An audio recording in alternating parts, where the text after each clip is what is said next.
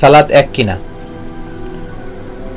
এ বিষয়ে আবহমান কাল থেকে দুইটি মতামত মুসলিম বিশ্বে প্রচলিত হয়ে আসছে।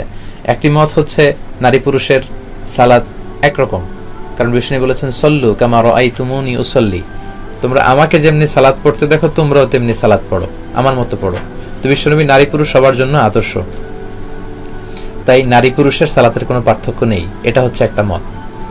আরেকটি মত, যেই মতের ধারক বাহক হচ্ছে আহনাফরা, হানাফি মাযহাবের স্কলাররা এবং হাম্বলি মাযহাবের স্কলাররা। আল মুগনি একটা কিতাব আছে লি ইবনি কুদামা, ওনার লেখা এই কিতাবের ভেতরে এবং আরো কিছু বইতে তারা এই মতামত প্রকাশ করেছে যে পার্থক্য আছে, এবং আহনাফরাও সাপোর্ট করেছে।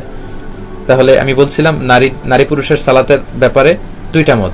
প্রথম মত হচ্ছে যে কোনো পার্থক্য নেই, নারী পুরুষের সালাত এক। আরেকটি মত হচ্ছে যে পার্থক্য আছে।